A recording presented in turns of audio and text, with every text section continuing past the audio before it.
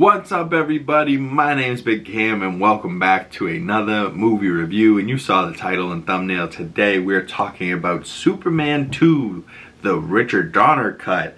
And I watched this probably 2 years ago at this point, but the original cut of the movie, the Lester cut, the Superman 2, and one of the commenters on that video was like, you don't need to watch the Donner cut. And then somebody else commented on that comment and said, oh yeah, why wouldn't you watch the original director's vision in the actual version of the movie that should have came out? Why would you watch that? And you know, clearly that guy was being sarcastic, so it still made me want to watch this movie, but then you couldn't really find it anywhere. You know, like if you click on just the version on Max, it's just going to bring you right to the Lester version, which, you know, for James Gunn, I figured this Donner cut would be available on there, no? But apparently this Donner cut came 30 years after the original. It came out in 2006. So now, for me, it's even now 20 years older now, so it's like a 50-year-old movie that we're looking at here, like, but 20 years ago, remastered type of thing, or whatever. I don't know how it all went down, but Dick Donner, as he said in the little presentation, he was like, this is the version of the movie that I wanted people to see, and the original version I intended to end up on screen. They went back into the vault and found all these different film, you know, rolls from the filming and things that he had shot, and then, you know, things that they had done test footage for. Some of them, the shots they used, some of the shots they used from the original Lester cut. But it is kind of two different movies. Like, you know, I almost need to watch the Lester cut and this Donner cut back to back to really be able to, like, hone in what the differences are, because there was some things, like I watched the Lester cut like a week ago and I was like waiting for this version to come in the DVD to watch it, and then there was some other new stuff that came out, so I didn't get around to watching this right away, so I almost forgot the Lester cut, but there is still some stuff in there that you recognize.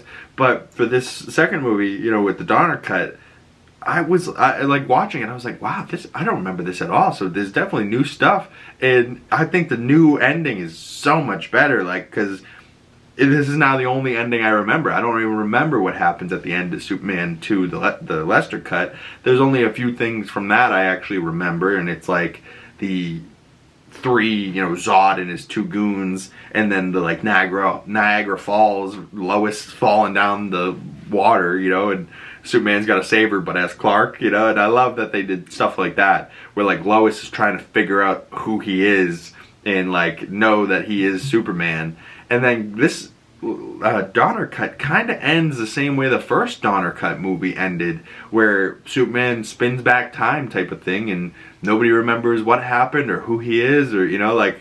And I didn't think they needed to do that, you know, like kind of like how Marvel movies are today, where things end and it's messy, but that just means the next film has to pick up and clean up that mess. And sometimes it makes that next film, you know, harder or worse, but it also can make it very interesting to be like, okay, look, it's a carried on story where they're going to pick up and figure out what's going on now from here, you know, like if Civil War didn't have all the things that happened in Civil War, Infinity War wouldn't have been as good as it was, right? And then that wouldn't have made Endgame as good as it was, right? Like, so you need certain things to happen to make it messy so that you can clean it up in the future, or in Endgame's case, going back to the past to clean up the future.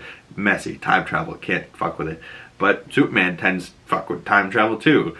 But I've only ever seen this, like, Superman flying around the world and turning back time in these two Superman movies with Christopher Reeve. Like, I've never seen any other Superman do that, and I doubt that this future Superman coming out Friday or Thursday or whenever you get to see it, but this video will probably be coming out Thursday as well. So tomorrow there should be a review on the channel for James Gunn's Superman, so that's so exciting. I've been dying to see this movie.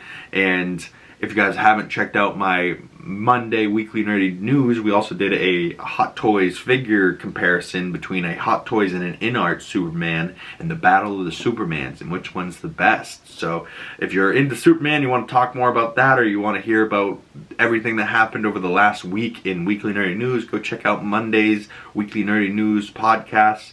I try and do the Comically Bostons as longer form videos like the podcast, or, you know, episode breakdowns after Ironheart or Daredevil.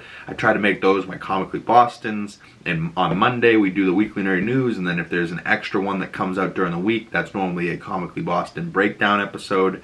And then other than that, I do some trailer reactions, movie reviews, and then on the weekends I've been doing some Hot Toys figure unboxings. So that's been kind of the release schedule of videos coming out every single day. So if you're into daily content and watching YouTube videos, please consider subscribing down below, hitting that bell so you don't miss future videos. Once again, my name's Big Cam. If you'd like to chat more with me, comment below or message my other social media links down in the description below. And if you love movies, let's talk more movies. Follow my Letterboxd down below. Links for all those. Once again, my name is Big Cam. Thank you guys so much for coming on by, and I will see you beautiful people in the next one. Peace!